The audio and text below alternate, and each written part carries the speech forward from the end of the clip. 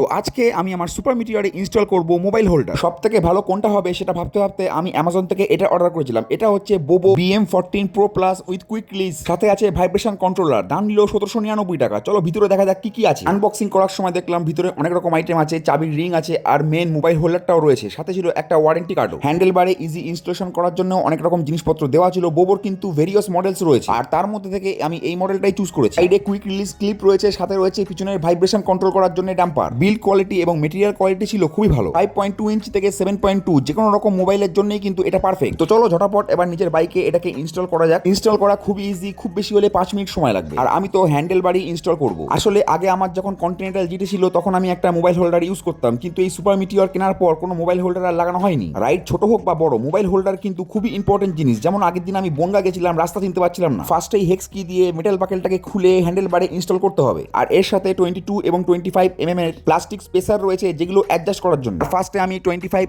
এর প্লাস্টিক স্পেসারটা দিয়ে অ্যাডজাস্ট করার চেষ্টা করে দেখলাম, সেটা হলো না। তারপরে 22 ইউজ করলাম। এই মোবাইল হোল্ডারটা কিন্তু মোটামুটি সমস্ত রকম বাইকের হ্যান্ডেল বারে ইনস্টল করার জন্যই বেস্ট। মোবাইল হোল্ডার কিন্তু আমাদের এখানে লোকালিও পাওয়া যায়, কিন্তু আমি সেটাকে ইউজ করা সুবিধার মনে করলাম না। 5-7 মিনিট পর আমার সুপার মিটিওরের হ্যান্ডেল বারে মোবাইল হোল্ডারটা ইনস্টল করে নিলাম। আর এটাকে তোমরা ভার্টিক্যাল বা হরাইজন্টাল দুভাবেই লাগাতে পারো। চলো সবাইকে টাটা, দেখাবো নতুন কোনো দিন।